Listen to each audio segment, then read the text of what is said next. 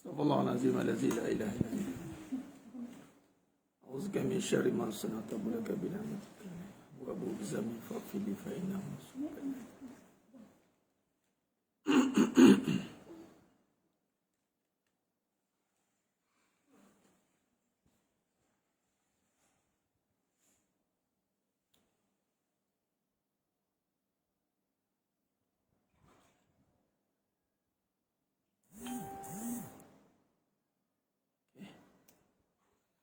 Astaghfirullahaladzim allazi la ilaha illa huwa. A'udzubika min syarri ma sana'tu wa laka bi ni'matika wa abu.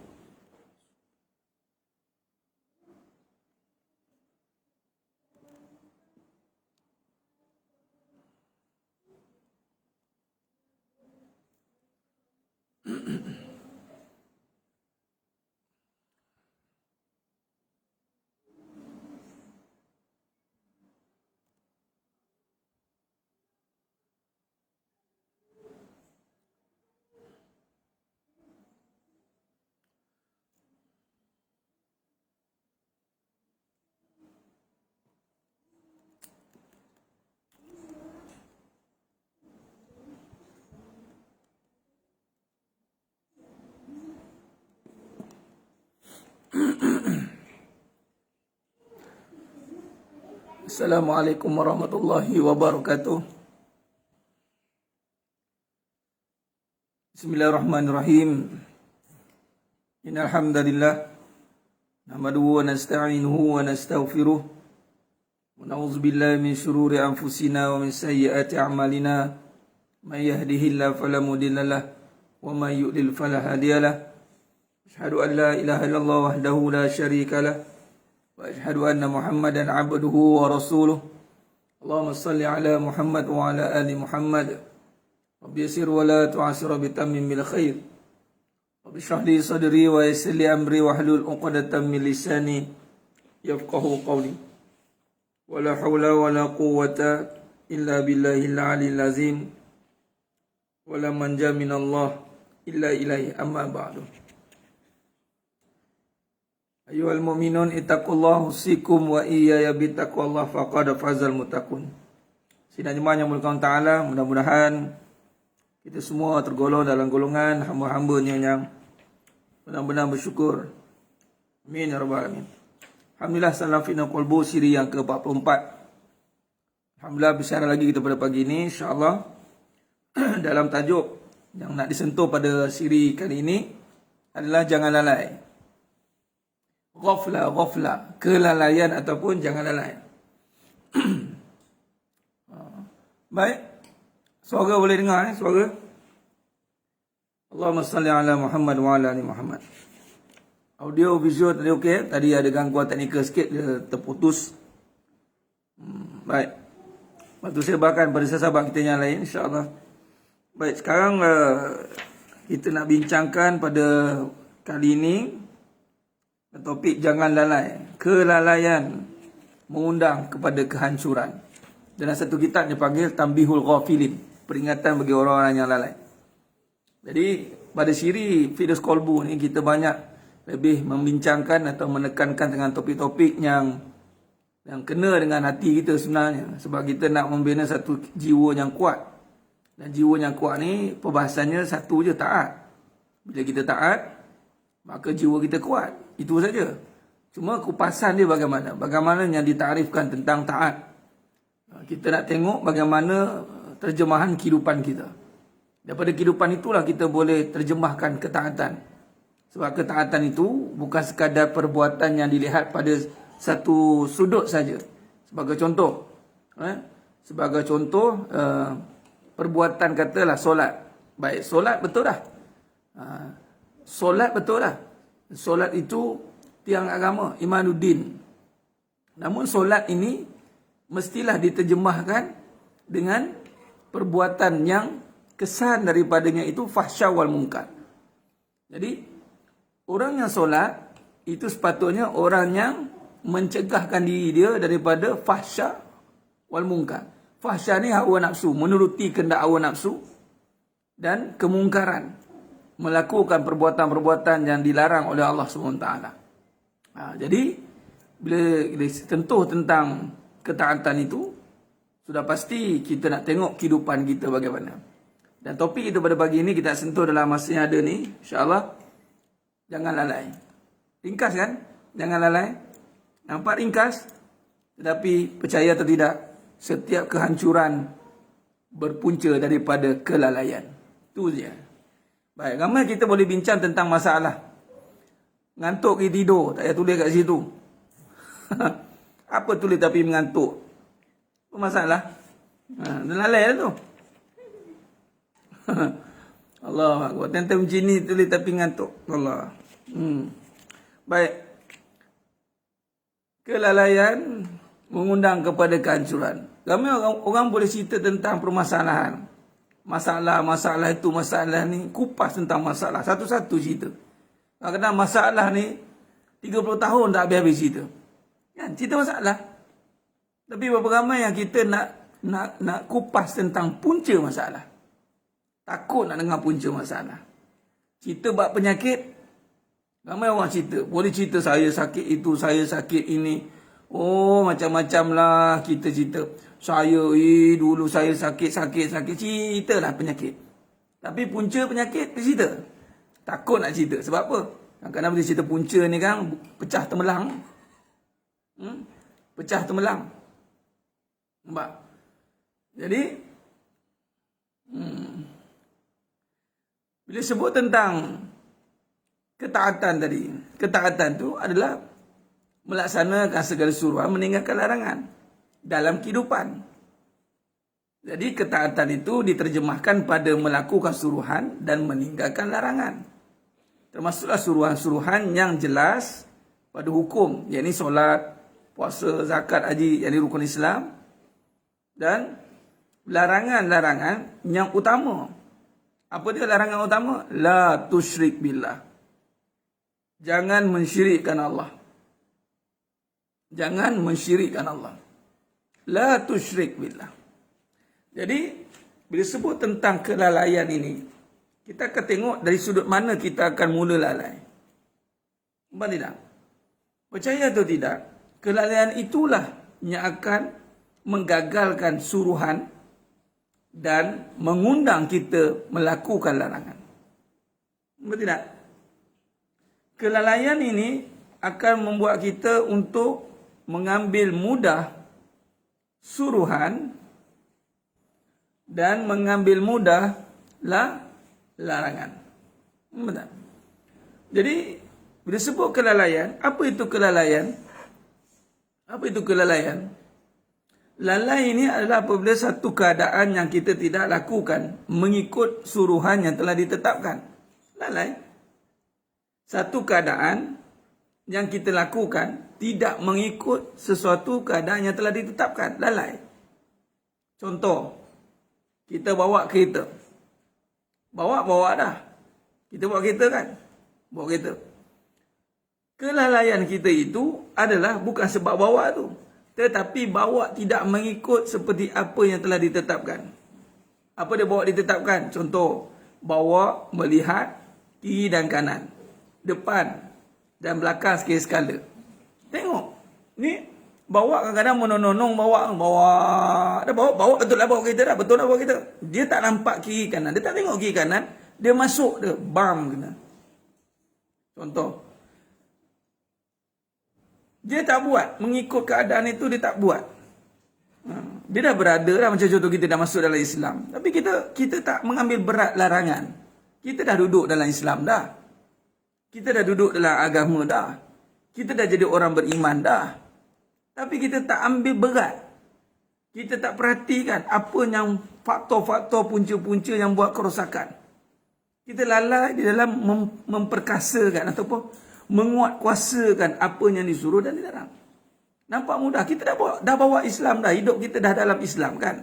Macam kita dah duduk dalam kereta. Lepas tu kita bawa tak tengok kiri kanan. Bawa tak tengok kiri kanan. Depan pula duduk berkhayal, duduk berangan. Bawa tak tengok kiri kanan, duduk berangan. Sebab tu Nabi tak suka panjang angan-angan. Dalam agama, dalam kehidupan, kita tidak diajar untuk berangan. Kita diajar untuk melihat kenyataan. Sebab tu dilarang mengikut perasaan. Dilarang mengikut sangkaan. Apakah punca-punca kelalaian? Sangkaan, perasaan, perasan. Itu semua lalai tu. Perasaan senang, dah tak ada masalah sikit, relax. Macam tak ada masalah, macam tak ada masalah. Kan? Bagi lapang sikit, kita mula lalai. Bagi sihat sikit, sebab kita duk ikut perasaan. Punca kelalaian adalah apabila kita mengikut perasaan dan keadaan. Kita ikut keadaan itu. Kita akan lalai. Sedangkan susah ke, senang ke, tetap ada hukumnya. Kita mana boleh buat hidup ni suka-suka? Tak boleh. Kita mana boleh kata nak rehat lah, hari-hari kita tak payah zikir lah, contoh. Sebab apa? Tak payah zikir. Tak payah selawat lah, contoh. Tak payah baca maksurat ke, tak payah solat ke, itu teruk lagi kan. Yang wajib. Dia yang sunat, dia dah sebab apa? Sebab dia dah mula selesa, comfort zone. Sebab tu Nabi kata, dua benda nikmat yang manusia akan lalai. Apa dia? Nikmat sihat, nikmat lapang. Kelapangan dan kesihatan melalaikan manusia. Sebab kelapangan dia akan mengisi dengan keseronokan. Lapang ni seronok. Asal lapang ni seronok. Asal sihat dia melompat. Sihat dia melompat. Pergi. Tak mana-mana pergi dia nak seronok. Kan? Jadi, kelalaian ini yang menyebabkan kerosakan dan kehancuran. Nampak tidak? Jadi, kadang-kadang, penyakit perasaan ni parah dia. Ya, perasaan satu benda yang sangat parah. Sama juga dengan doa. Allah tak layan orang doa yang lalai. Ikut perasaan doa. Time nak doa, doa. Time tak nak doa, tak doa. Itu. Ingat, kelalaian, alias perasaan. Sama lah tu. Time ada mood, kita buat. Time tak ada mood, kita tinggal. Tu orang lalai. Sebab tu kena ada peringatan, fazakir. Sebab itu kita doa setiap masa. Dapat ke, tak dapat ke, tetap doa. Tengok macam kuliah kita buat. Kita mohon pada Allah Ta'ala biar setiap hari ada. Setiap malam ada. Setiap waktu ada. Nampak tidak? Jadi sedang imahnya Allah Ta'ala. Tak ada dua dos, tak boleh ke mana duduk rumah. Duduk rumah pun lalai juga. Luar pun lalai, dalam pun lalai. Sebab apa? Sebab tak boleh, sebab tak ada dua. Kalau ada, kita pun terikut juga keadaan. Jadi, ini yang kita kena selalu ingatkan.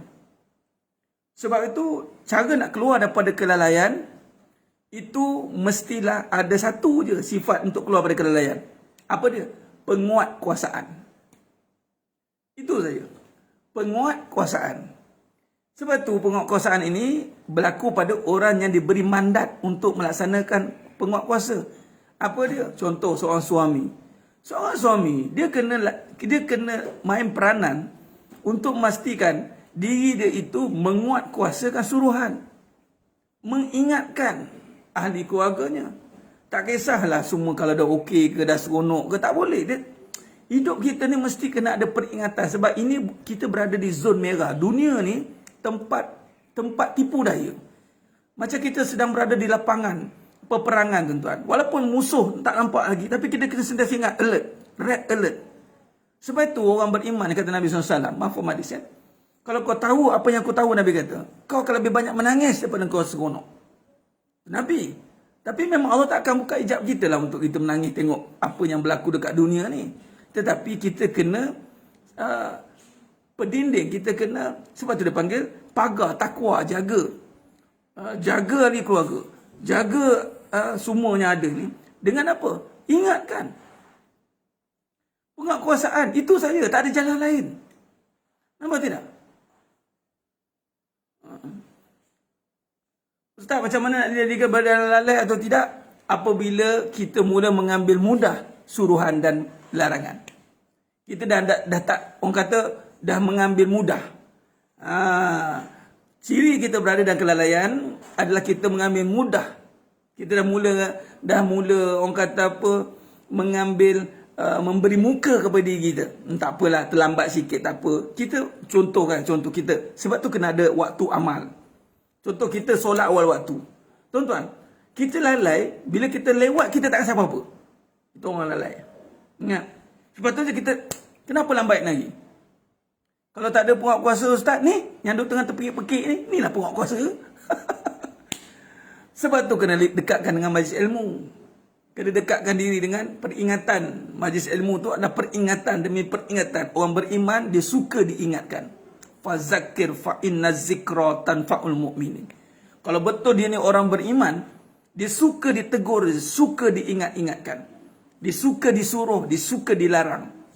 Orang beriman, dia akan selesa dengan suruhan Allah. Dia akan lapang dengan larangan Allah. Apa yang Allah larang, dia lapang. Dia lapang hati. Baik, oh ni Allah tak bagi je. Okey, tak apa. Oh ni Allah suruh je. Okey. Sebab tu, kita kena perhatikan. Contoh, kita tengok leka sikit, tengok dalam surah Al-Hadid, tuan-tuan. Surah Al-Hadid ayat berapa? Saya tengok yang Allah tegur sahabat-sahabat yang sedang bergelak ketawa, tuan-tuan. Padahal bukan dia, tak salah lah kan.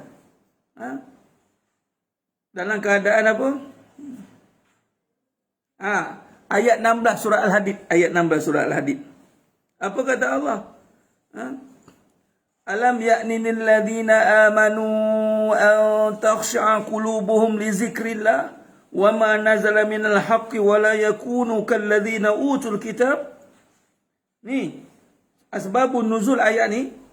Muqatil bin Hayyan bahawa ayat ini diturunkan berkaitan dengan para sahabat Rasulullah SAW yang suatu ketika nampak sedang bersendu gurau dan bergelak ketawa. Itu dia. Kita bila seronok je, tak apalah, bagi seronok, bila lagi, memang tak salah untuk, tapi kita kena ingat, tak cukup. Bila lagi kita nak serius ni? Nampaknya ayat ni. Ayat 16, belum sampaikah lagi masanya bagi orang yang beriman untuk khusyuk hati mereka mematuhi peringatan dan pengajaran Allah serta kebenaran Al-Quran yang turunkan. Janganlah pula mereka mengambil seperti orang telah diberikan kitab sebelum mereka setelah orang itu melalui masa yang lanjut, maka hati mereka menjadi keras. Nampak tidak? Jadi sudah nyemahnya mulakan Allah Subhanahu Wa Taala. Kalau kita lihat kepada keseronokan disebabkan oleh kebendaan, ini yang bahaya. Kalau kita keseronokan kerana ketaatan, itu wajar di-highlightkan. Seronok dengan kuliah, seronok solat awal waktu, seronok kena marah, seronok kena sental, seronok kena bancuh. Itu bagus. Bagus. Ini dah, kan? Ini kita banyak lebih kepada seronok. Ada me time, ketiau time, milakna time, apa. Dia nak rasa, relax boleh rehat. Jangan. Kita kena ada suatu jemaah, ini kata jemaah ni, yang ada sentiasa ingat mengingatkan. Nampak selesa sikit, mula nak ambil tarik handbrake, rasa nak rehat. No, tak ada boleh. Tak ada istilah rehat disebabkan orang kata apa? Nak rehat lah hari lagi. Tak boleh, tuan-tuan. Sebab tu kena ada istiqomah konsisten tu. Summastaqim. Sebab tu kita kena jadual ibadat, kena ada jadual dia. Bila kita contoh solat dah biasa. Dah biasa awal waktu, lambat. Kita dah mula gelisah. Patut gitu. Kita kalau tak nak lalai ni, kita kena memastikan apa? Kita dah ada orang panggil rutin kita yang kita jaga dah. Jangan biarkan hidup kita tu duk freestyle, ikutlah lampai tak ada apa-apa. Sampai kita boleh buat apa yang kita nak. Tak boleh. Contoh anak-anak kita. Kalau kita tidak tegur dia akan lalai. Kan? Walaupun dia tak ada buat salah, contoh. Ni main ni ingat-ingat sikit. Ni lah keluar tu ingat. Nampak? Kita, orang kata apa, sentiasa memperingatkan. Itu sebenarnya. Itu sebenarnya. Nampak tidak? Lagi-lagi jenis yang dah kematu ni. Jenis yang ada apa masalah-masalah kan. Pernah terceduk, pernah tersadung kan. Istiqomah terutama solat isyak, tunggulah waktu solat. Dah buat apa sampai tu kan? Kalau tunggu waktu solat, mesti boleh waktu solat walau waktu. Jadi tak tunggu waktu solat. Nampak tidak? Itu saja, nunggu apa? Kan? Jadi sekarang ni sidang jemaahnya muka Allah Ta'ala. Berbalik kepada contoh tadi.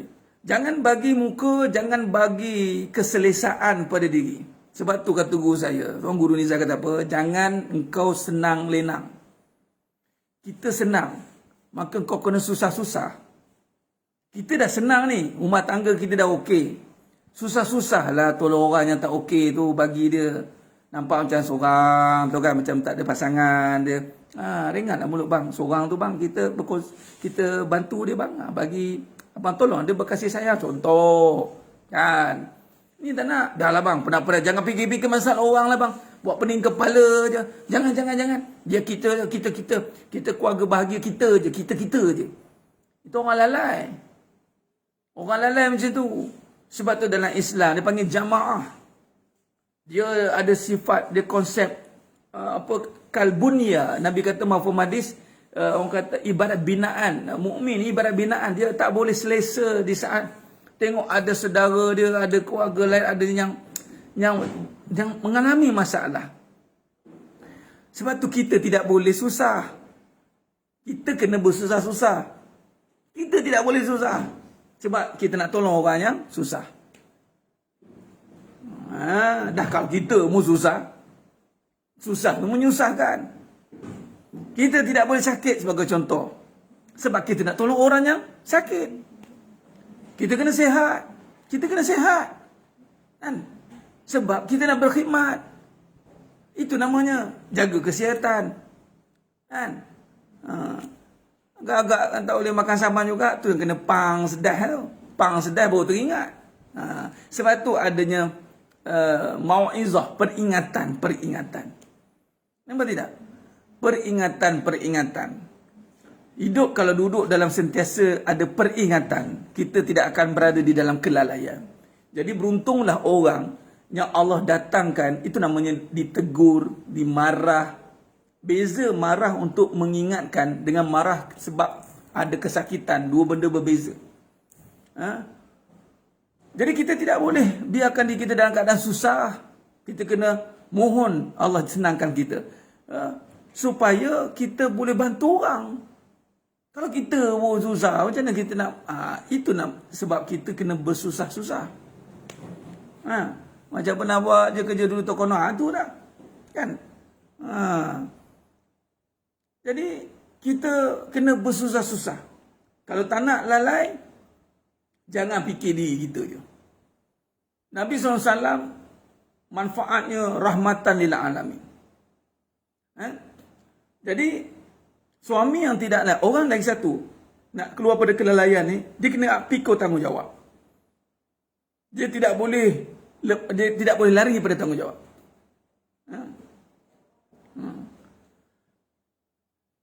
Bila sebut tentang tanggungjawab inilah yang dia akan sentiasa beringat. Sebab itu seorang suami itu yang berkualiti adalah suami yang sangat bertanggungjawab akan prestasi isteri dan anak-anak dia. Prestasi ya, bukan tanggungjawab habis semua kerja rumah dia buat. Dia mok lantai, dia lah sidai, dia lah hino, dia lah masak, dia lah ni. Isteri dia mana? Isteri saya. Kita ni nak jaga isteri, Ustaz. Itu bukan jaga isteri. Itu dijaga oleh isteri. Salah. Dia kena pastikan, dia kena tengok isteri dia. Dia tengok anak-anak dia. Itu tanggungjawab. Sangat bertanggungjawab. Dia tak boleh biarkan. Dia tidak boleh, dalam konteks seorang suami, dia kena jaga perasaan isteri ni. Dia kena jaga hati isteri. Dia kena jaga khidmat isteri. Dia kena jaga taat isteri. Jaga hati isteri apa? Jangan ada syirik dalam hati isteri. Jaga perasaan isteri apa? Jangan ikut nafsu. Asyik mengajuk tak tentu waktu. Mengajuk je kerja. Asyik ikut apa dunia nak. Kena jaga perasaan isteri tu. Jaga. Orang macam ni Allah akan bagi kekuatan tidak lalai. Seorang isteri pula, dia meletakkan diri dia itu menjadi kegunaan untuk suami dia dan anak-anak dia. Itu main point. Bukan kegunaan untuk masyarakat umum. Bukan anda untuk tontonan umum, untuk kegunaan umum. Isteri ada private property. Suami public property. Dengar tak? Suami public property. Jangan marah, jangan makan seorang. Faham? Contoh banyak contoh tak? Iyalah. Isteri private property. Faham? Orang kata public figure tu betul itu public figure apa? Itu kegunaan umum. Untuk kegunaan umum. sesuai digunakan oleh semua lapisan masyarakat. Itu suami. Kalau isteri, untuk kegunaan suami, hanya digunakan oleh suami saja. Itu betul. Ini tak, isteri dia pula untuk kegunaan umum, sesuai digunakan oleh suami orang lain juga. Allahu Akbar. Aku mau tolong isteri, minta tolong isteri kau. Ya. Rajin isteri kau je tolong aku. Bagus. Gila, kat luar semua. Allahu Akbar. Tak boleh. Kan? Ambil tanggungjawab. Kalau tak nak lalai, ambil tanggungjawab. Ambil berat. Nampak? Kalau orang bujang pula ustaz, macam mana? Bujang bukan bermaksud anda sebatang kara. Mak ayah dia tidak. Orang bujang. Pantang bujang tu ya terus. No. Orang perempuan sampai ke sudah tak ada istilah bujang. Orang perempuan tetap ada wali dan waris dia. Faham? Jadi kembalilah kepada mentaati wali dan waris. Nampak tidak? Itu cara dia. Jadi kita kena letak, ambil tanggungjawab. Kalau nak jadi orang jangan lalai, kena ambil tanggungjawab. Sebab tu tadi saya bincang dengan jemaah tadi, lambat sikit habis nak kau 8.30 tuan, bincang. Atau orang lelaki apa? Keluar satu tagline saya cakap. Ini yang mana orang lelaki dengar. Bagi tahu ke anak-anak juga. Tapi tak tahulah boleh sesuai tidak pakai sekarang, tapi memang kena pakai. Apa dia? Kalau kau betul anak jantan, kau kena datang masjid. Itu ayat dia. Anak jantan, dia akan jaga masjid. Dan sama juga dengan suami kalau betul-betul jantan. Ustaz, sekarang nak masuk masjid kena ada dos. Itu cerita sekarang. Dulu mana dulu. Sekarang bila Allah dah bagi dos, baru nak bising. Dia lelaki ni kalau jantan dia, kalau betul-betul dia anak jantan kan, dia mesti jaga masjid. Tu je kita cakap. Kau ni jantan ke apa? Bahasa dia tu je. Kalau betul-betul anak jantan, kau jaga masjid. Bagi dia tanggungjawab. Kan? Anak-anak sekarang, kena bagi tanggungjawab anak lelaki. Jangan biar dia. Kalau suka main handphone, ambil handphone, lempar dia handphone tu. Ampun. Habis, tak faham-faham bahasa. Ya Allah. Kita dengan kadang takut nak bertegas. Takut, apa? Takut anak mengajuk. Biar dia mengajuk. Yang lagi mana pergi? Jadi sedang mahnya mengontak anda. Isteri mengajuk suami. Allah cukup takut kalau isteri mengajuk. Biar tengok mengajuk. Sambil bila dia mengajuk. Sambil dia mengajuk letak cermin muka. Letak. Ni tengok muka ni. Ni muka mengajuk. Tengok. Buruk no orang ni mengajuk. Jadi sedang mahnya menolak Allah SWT.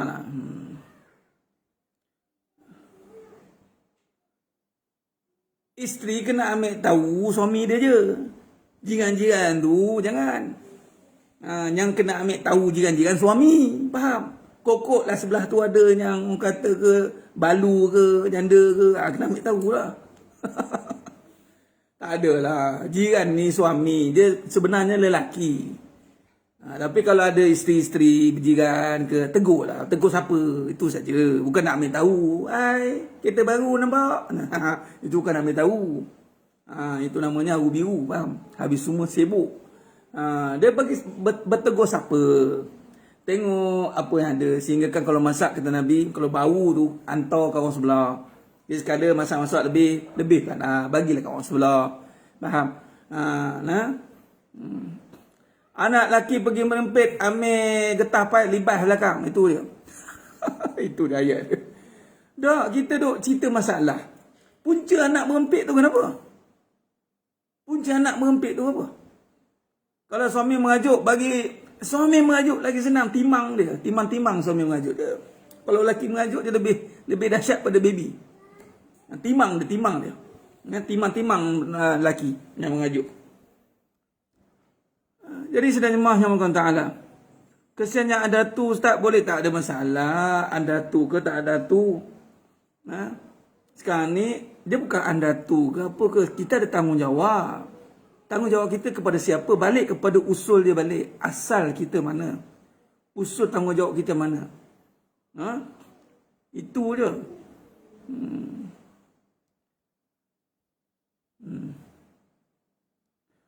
Lempar berkecai bagus. Itu je caranya. Ustaz, isteri tak boleh tegur, boleh tinggalkan terus. Berapa kali tegur?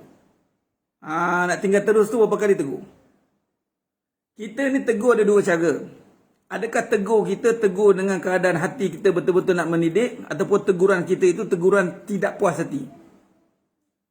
Kebanyakan kita banyak menyalahkan ataupun nak membetulkan, tetapi ada sifat nak menyalahkan. Kita kena ikhlas dalam mendidik. Mendidik ni kena keikhlasan. Seorang mak kena ikhlas mendidik anak-anak. Bila nak ikhlas, dia kena selesai dengan suami dia. Suami kena ikhlas mendidik isteri. Kalau nak mendidik isteri, dia kena selesai dengan mak dia. Dia punya ada connection. Okey, katalah dah buat. Tuan dah buat dah. Ustaz dah cakap dah, ustaz tak mau dengar. Okey, bagi pilihan. Sama ada isteri kita ni ada 3 kategori. Pertama, kategori iblis. Iblis ni dia tak ada cakap sikit. Dia jenis nak melawan. Jenis iblis suka melawan. Aba was takbar. Yang melawan ni tak usah buat bincang dah. Buat pergi mahkamah. Yang jenis-jenis kaki melawan. Kalau tak boleh tegur tu, ada jenis tak melawan. Dia diam kan. Okay, kita tengok dulu. Tapi kalau dia melawan, okay, dia kategori ada jan iblis. Kalau genetik iblis ni, dia memang tak boleh buat bincang lah. Okay? Tapi takkanlah baru sehari dua nampak genetik iblis. Takkan tak nampak pada awal kot. Okay. Kalau genetik manusia, ditegur, dia mau ikut. Dia mau berubah. Adalah konflik sikit tapi maulah berubah. Itu manusia. Tapi ada jenis binatang. Jenis yang tak mau dengar kata, langsung tak dengar. Melawan pun tidak, berubah pun tidak. Nampaknya spesies binatang tu. Tapi lebih teruk pada binatang. Yang dua ni adalah chances untuk ubah sebenarnya. Binatang pun boleh dibentuk. Tapi jangan ada genetik iblis. Genetik iblis ni bahaya. Sebab tu saya cakap kepada pelajar saya, kamu ni buat kesalahan, ustaz tak kira besar mana kesalahan kamu.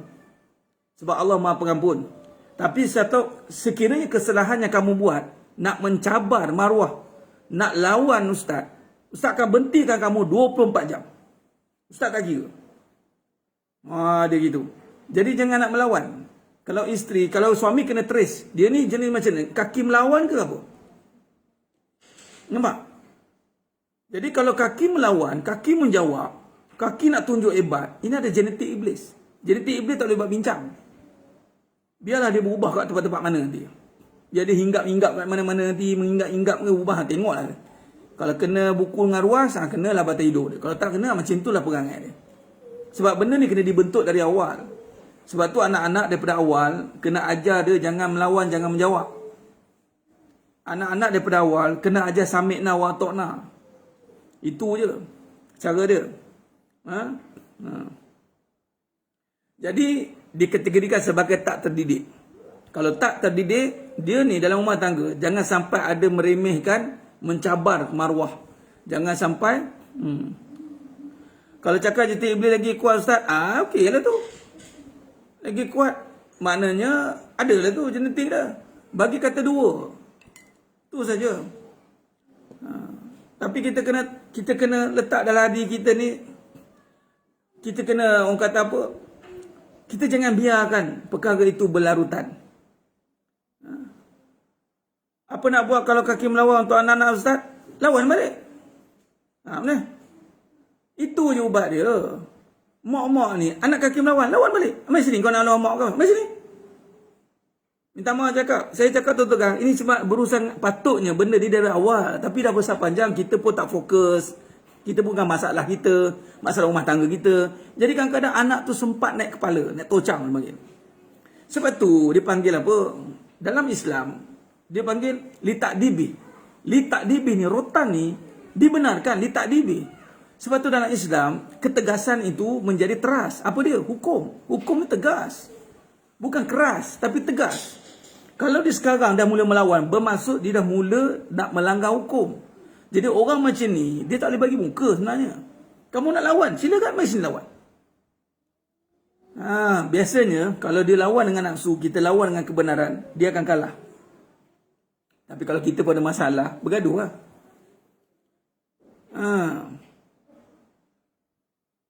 Opah atuk tak bagi marah. Opah atuk tak apalah, biarlah opah atuk yang tak marah. Kita mak ni marahlah anak tu. Tegas.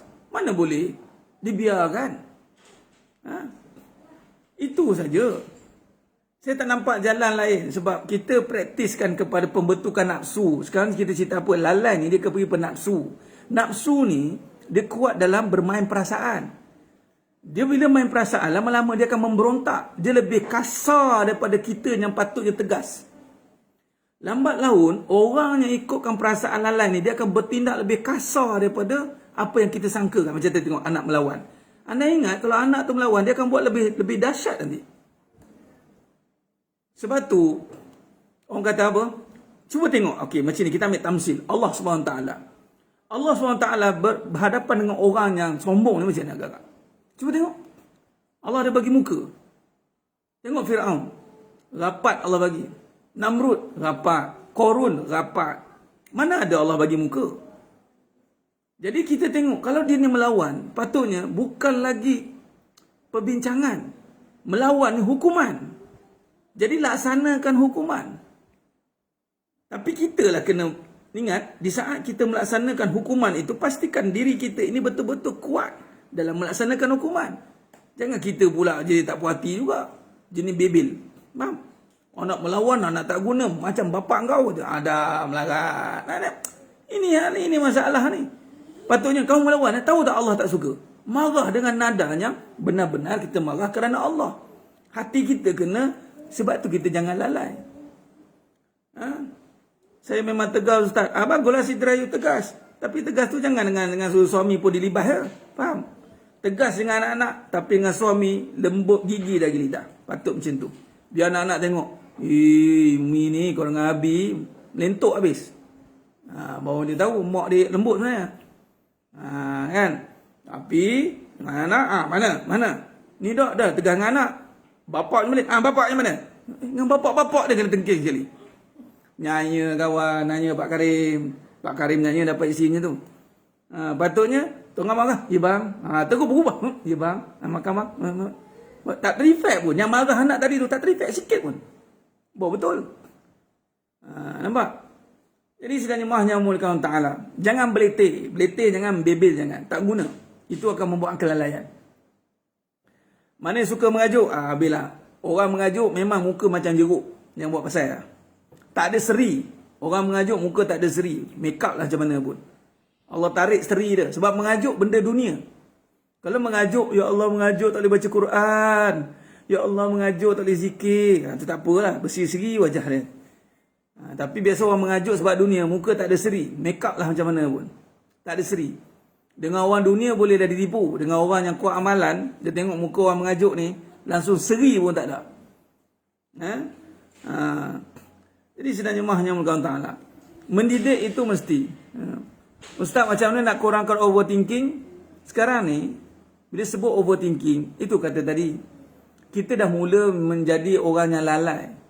Lalai ni kita dah biarkan perasaan kita menguasai fikiran kita. Overthinking ni disebabkan oleh perasaan dan keadaan yang telah menguasai kita. Apa yang kita over tadi? Dia suruh thinking. Tapi adakah suruh over? Berfikiran kita bukan suruh berfikir benda yang tak ada. Itu dah over. Nanti lama-lama kan game over kan. Nak overthinking kan game over baru nak stop thinking. Kan silap ibu lah bukan thinking lah, tintong jadi kan. Benda yang tak ada jangan dipikir. Fikir benda yang ada depan mata. Satu. Fikiran ni digunakan untuk merangka jadual, amalan, memikirkan keadaan diri dengan Tuhan, memikirkan strategi pembangunan. Ini benda yang tak ada. Nanti kang jadi kang, nanti kang suami kahwin lagi karang, nanti karang apa. Kalau tak ada. Jangan. Lau kanan ni tak ada. Jangan. Itu satu kelalaian. Allahumma salli ala Muhammad wa ala Muhammad. Khair. Baik, jadi sedang jemaah yang Allah Ta'ala, kita duduk pada realiti. Islam suruh duduk pada realiti. Dan Islam suruh kita berpijak kepada kebenaran. Maksud bijak ni berpegang pada kebenaran. Jangan duduk pada sangkaan. Jangan duduk pada sangkaan. Nampak tidak? Surah Al-An'am 116. Overthinking sama dengan prasangka? Sama. Puanan itu. Sama. Isteri suka bercakap kasar bila marah sikit yang selalu. Allah, macam mana tu Ustaz? Ambil kertas pasir, gosok. Kasar no. Mesin ni kasar pasir. Amboi. Dia begini. Setiap kekasaran kena dibalas dengan ketegasan. Faham? Bukan kekasaran, saya ulang sekali. Anak-anak ke, isteri ke, anak-anak macam ni. Kalau anak tu melawan, ketegasan makanan dia. Kekasaran, ketegasan makanan dia. Anda buat salah, anda akan dapat. Contoh, saya bagi contoh. Isteri saya kasar. Suami kena, apa dia? Tapi kita, sinilah. Suami ni, berbalik kepada isu anak jantan tadi. Dia kena ada satu, kalau bahasa dia apa? Haibat. Dia ada kena ada izzah. Dapatkan izzah tu. Sebab kalau kita jeling, isteri jeling 2 kali, pening kita. Nah, ya. Jadi, dia ada satu benda, apa dia? Kamu cakap kasar ni kenapa? Dia kena ada. Dia bukan keras, dia tegas. Kena beza. Keras dengan tegas nampak sama, tetapi sangat berbeza.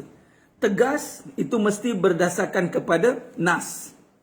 Keras biasanya bersandarkan kepada kebenaran. Islam tidak mengajar kekerasan. Bercakap kasar itu keras. Kasar itu keras. Itu tidak boleh dibiarkan. Jadi minta kepada Allah, ya Allah beri aku kekuatan untuk aku melaksanakan ketegasan kepada kekasaran isteri aku. Minta macam tu. Allah bagi ketegasan, silap di bulan ketegasan akan mendatangkan tindakan. Kena garang sikit perlu tahu suami, dia bukan garang puan ilah fadilah.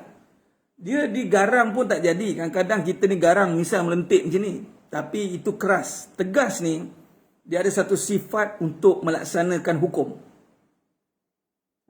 Dia ada satu sifat untuk melaksanakan hukum. Dan hukum tu pastikan diri sendiri dulu melaksanakan hukum. Barulah dia boleh tegas. Dia macam hakim. Ya Arif. Ya anda bersalah kata. Macam tu lah. Macam hakim. Macam tu kan. Jadi seorang pemimpin. Seorang pemimpin. Dia kena ada sifat tegas dalam melaksanakan hukum. Ustaz, suara saya kuat. Kuat biar pada tempat lah. Jangan sampai dengan suami pun cakap kuat, nyanyi lah. Kuat tu boleh jah tepi ni, ada skru tepi ni. Nak kuat-kuat gimana? Gimana nak kira kuat? Kan? Cakap lah, cakap abang lah. Cakap lah macam tu, kuat no. Gimana? Hukum ke anak macam tu, kan ada hukuman lah. Ketegasan. Ketegasan, contoh. Kata melawan. Melawan. Teruskan. Tahu tak benda salah? Teruskan. Teruskan lagi. Teruskan dengan hujah lagi. Terus dengan hujah lagi. Nampak? Jangan biarkan. Kalau biar, dia akan menjadi keras. Dia akan jadi keras. Dia akan buat kerosakan. Nampak tidak? Tegas ini, saya nak bagi contoh. Sebab dia melibatkan dalaman. Dia melibatkan dalaman. Dan ketegasan, dia mesti dapatkan satu mandat. Mandat ni dia kena dapatkan dengan latihan. Contoh pergi masjid. Dia mesti ada ketaatan. Ketegasan terbina dengan ketaatan. Nampak tidak? Ketaatan membentuk ketegasan. Sebab tu umat Islam dulu, dia ada satu senang cerita, tegas ni, dia akan keluarkan, dia akan nampak. Maksudnya begini. Isteri akan tahu suami dia ada seorang yang berkepimpinan. Maksudnya ada tak ada pun dia. Ini masalah ni kadang-kadang mana-mana isteri yang kuasa atau ni, kadang-kadang isteri dah nampak lah, kalau tak ada saya pun abang tak boleh lah. Sebab tu pemimpin, dia kan ada jiwa pemimpin yang mana menjaga pimpinan, bukan pimpinan menjaga pemimpin. Faham? Kadang-kadang kita dah termakan kat situ. Jadi kena betulkan balik lah. Kalau tak ada dia pun tak apa. Biasanya kadang-kadang terbalik. Kalau tak ada isteri pula cakap, kalau tak ada abang pun tak apalah, saya boleh hidup. Patutnya suami cakap macam tu. Kamu ni, kalau tak ada kamu ni, suami dah ada dulu dah sebelum ada isteri. Sekarang terbalik. Ramai perempuan, isteri mengangkat bendera tanpa ada suami pun kami boleh hidup. Di mana sifat kepimpinan seorang lelaki? Bermaksud anda tidak memimpin. Sebab dia tak perlukan kita. Seorang lelaki, seorang suami, dia kena berusaha minta pada Allah. Dia kena ada satu sifat mandiri ataupun stand. Satu ketegasan, kekuatan. Tegas tu kuat. Kuat ini satu benda yang solid. yang terbina dengan satu kepimpinan yang tak boleh jatuh, tuan-tuan.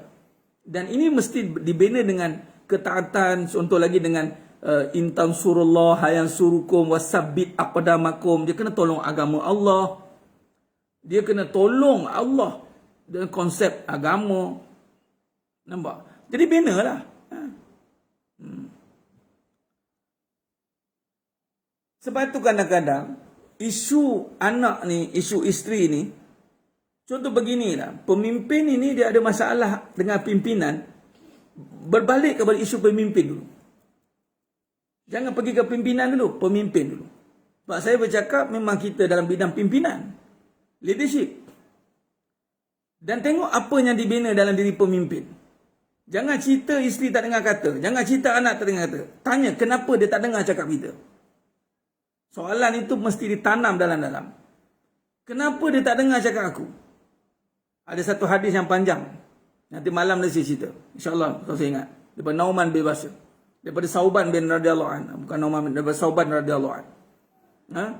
Yang mana dalam hati tu ada ketakutan selain daripada Allah. Tanpa sedar, orang pimpinan dia tak akan dengar daripada kepimpinan atasan. Hati-hati. Pertama, kita ada kebergantungan kepada pimpinan.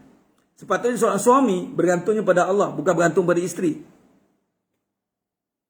Suami bergantung pada Allah, bukan pada isteri, bukan pada anak-anak. Dia gantung pada Allah. Dia yakin dengan rezeki Allah.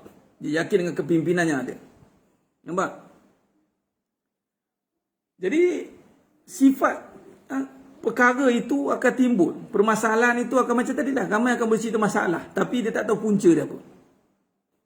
Sebab tu balik kepada punca. Balikkan kepada punca balik. Suami saya kalau diam-diam je, nak tahu ada benda yang dia tak suka. Diam-diam sangat pun tak boleh, puan sana hadis. Sebab dakwah ni memang kena bercakap. Diam, tahu-tahu anak tu. Kena bagi tahu. Cakap je.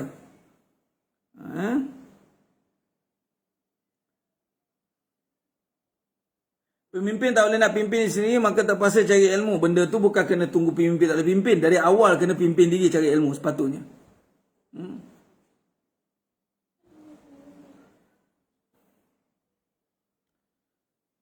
Suara keras sebab gerang, kita buat kerja suami goyang kaki. Ini jenis isteri yang tak ingat akhirat. Itu saja. Cuba kalau buat kerja dapat duit 1 juta. Marah tak? Dia ni, bila sebut tentang lalai ni, anda kena ingat. Anda jangan sampai Allah hancurkan depan mata baru nak faham yang mana nyata, yang mana palsu. Kadang-kadang kita buat macam tu konon-konon nak lepaskan geram. Hancur rumah tangga. Cuba kalau kita fokus kepada pahala, terbina bahagia. Ramai kita dididik dengan cara, oh suami kena ni, suami kena ini. Itu lalai. Isteri yang lalai, isteri yang mengharap pada suami, tolong dia. Suami yang lalai, suami yang berharap kepada isteri, tolong dia. Sepatutnya saling sama-sama minta pada Allah. Buat kerja rumah, harapkan pahala. Suami, sara isteri, didik isteri, bina rumah tangga. Kenapa nak harapkan isteri? Isteri, masing-masing ada amalan masing-masing. Kenapa nak saling harap-mengharap pada manusia? Lain sekali itu jadinya hancur rumah tangga. Tak selesai masalah. Memalukan. Lepas tu menjadikan orang kata, alah kesian dapat suami tak guna. Nampak? Nak ke? Patutnya buat je kerja. Basuh pahala semua tu syurga. Buat tak tahu dia jalan dia. Kalau kerja tak ada orang tolong, dapat duit, okey pula. Nampak tidak? Kerja seorang-seorang ada minta suami tolong. Kerja cari duit, boleh pula seorang-seorang. Sebab apa nak makan seorang? Kan suami tolong kan kena bagi 2 pula. Kalau suami tolong pula, jadi penolong je. Jadi tukang bawa, driver. Tak boleh lebih. Dia kena jadi man besar. Faham? Suami pula, bang, jeling sikit. Kita yang banyak membangunkan syarikat ni. Kalau tak ada saya, tak jadi tau. Abang tolong je. Kematulah kawan tu. Cuba-cuba nak buat keras, tak jadi. Lembik juga. Nanti masalahnya. Biasa nak makan seorang. Kalau buat duit, tak marah pun tak tolong. Kalau buat pahala, marah pula. Nampak? Kalau buat kepala marah pula. Nak tahu juga tip jaga anak dalam masa tahan-tahan. Dulu kajian di masjid bila dah ada COVID. Jaga anak angkat tahan. Bagi satu arahan. Itu saja. Jangan lalaikan diri itu dengan perasaan. Orang isteri ni, anak-anak ni, dia tak jadi isu sebenarnya. Bila seorang isteri, seorang ibu tak ikut hidup, tak ikut perasaan. Kalau ikut perasaan, dia takkan boleh jaga ketaatan anak dia. Mengajuk lah, masalah dengan suami lah, masalah itulah. Dia takkan boleh fokus dengan anak dia. Sebab tu kena selesaikan bakti ni. Sebab tu kena selesai dalam bakti. Nampak tidak? Ini kena faham.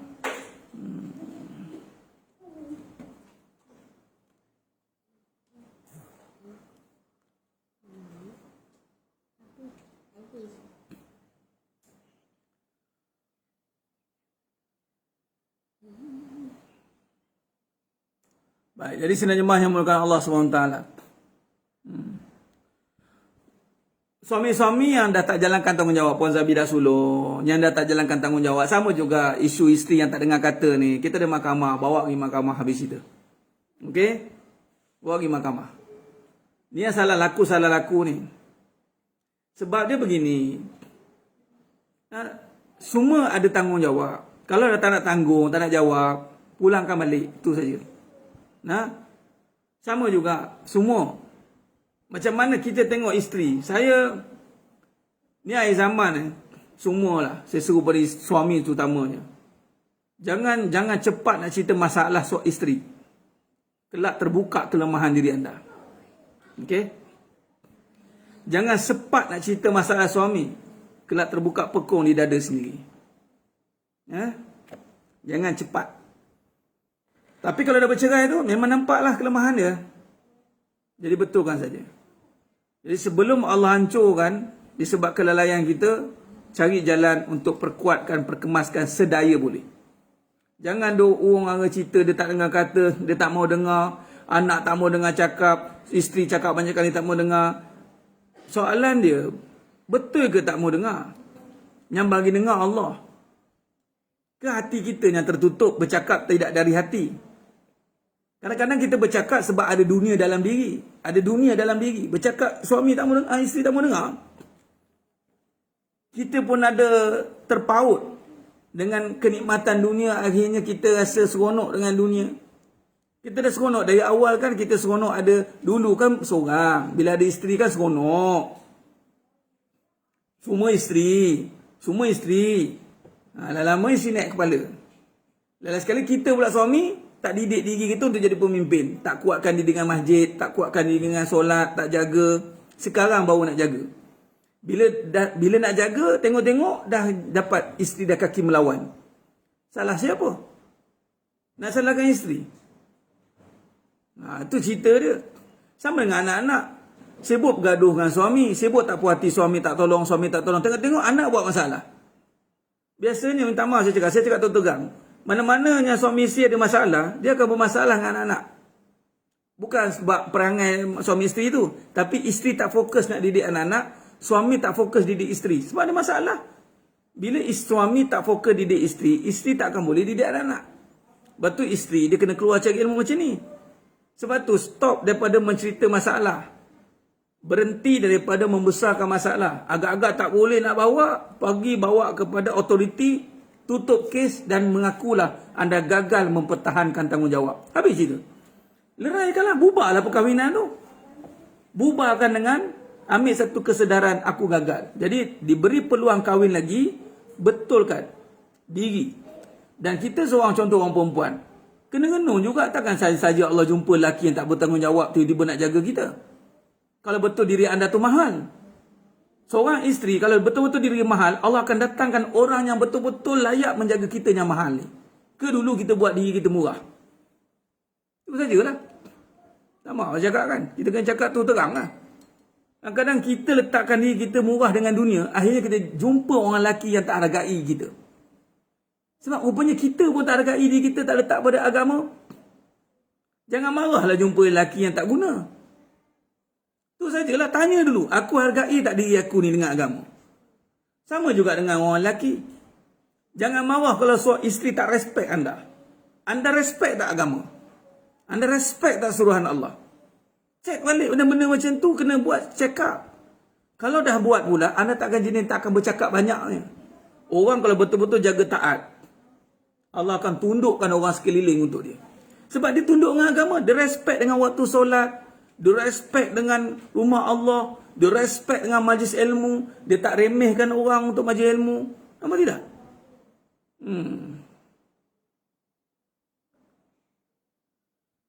Ustaz, kita suruh beli barang dapur habis, Ustaz nak kepastian. Saya beli barang dapur. Apa masalah? Memang pun ni jenis apa ni? Jenis yang nak lepas tangan. Tak marah Ustaz, kecewa. Lagi teruk daripada marah. Kecewa. Baik marah. Sebab kecewa ni dah tak boleh marah dah, kecewa. Kalau marah tu still lagi tak kecewa. Allahu Akbar. Jadi itu sebenarnya. Baliklah. Apa lagi? Baliklah. Kita nak cari Allah, bukan nak cari masalah. Okey? Baliklah sama-sama kita. Okey? Cari Allah. Cari Allah selesai masalah. Tak jumpa cari lagi. Allah akan bagi. Jangan putus asa. Kadang-kadang Allah datangkan masalah tu nak ingatkan kita kembali pada Allah. Nampak? Dulu kita harapkan isteri kita tu, takkan nak kahwin-kahwin mula-mula jadi langsui macam tu. Kan? Mesti kita pun dialah satu-satunya wanita yang atas muka bumi ni. Tak nampak dah yang lain. Tengok-tengok perangai. Ya Allah, daripada halal jadi macam hatut. Geram betul lah isteri aku ni. Dulu bukankah itu dambaan pujaan hatimu? Bukankah itu wanita pujaan, pujangga, jantung pisang, jantung semua bubuh? Allah kata apa? Sekarang pergilah puja isteri kamu tu. Pergilah. Dulu itulah sikit-sikit puja sikit bila nak kahwin, bila puja lagi. Masa bercinta ikut nafsu yang ada. Bila dah kena, mula tercari-cari penyelesaian. Batah balik. Itu je cerita dia. Betulkan balik apa yang kita dah buat salah itu sebenarnya. Sama dengan suami pun. Kalau itu dulu, itulah hero Melaya saya. Sekali bila dah tak puas hati, hero Hindustan terus. Ni bukan Malaya ni bukan keturunan saya ni. Kan? Bila dah kono batang hidung, baru tergaba-gaba. Baru tahu. Sebab tu bermula dia benar, melihat dia benar. Sebab belum tentu yang dilihat itu benar. Jadi sebenarnya mahnya mulakan Allah SWT. Nampak? Itulah betul jatuh pisang. Sekali jadi masalah, luruh jantung terus. Tu dia. Apa pun patah balik. Tak ada kesilapan yang tidak boleh dibetulkan, tak ada kesalahan yang tidak boleh diampunkan. Allah Maha Pengampun. Yang jadi masalah kita tak nak minta ampun. Itu jadi masalah. Allah Akbar. Jadi itu saja. Sidang jemaah yang menggunakan Ta'ala. Masih banyak di atas segala perhatian kita. Bermula tak benar. Mula balik. InsyaAllah. Tak ada istilah terlambat bagi yang pemburu taubat. Tak ada istilah kegagalan bagi orang yang mencari Tuhan. Carilah yang sebenar-benarnya.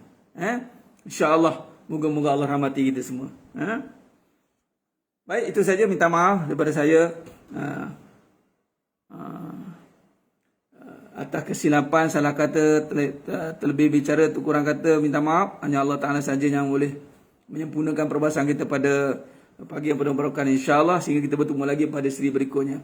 Aku qali hadza wa astaghfirullah azim li wa lakum wa bila taufiq wal hidayah. Wassalamualaikum warahmatullahi wabarakatuh. Kita tangguh dengan tasbih kafarah dan suratul As. Subhanakallahumma wa bihamdik, asyhadu an la ilaha illa anta astaghfiruka wa atubu ilaik. Bismillahirrahmanirrahim. Wal 'asr innal insana lafi khusr illa alladziina aamanu wa 'amilus shalihaat wa tawassaw bil haqqi wa tawassaw bis sabr. Wallahu a'lam bis-shawab. Takbir. Allahu akbar.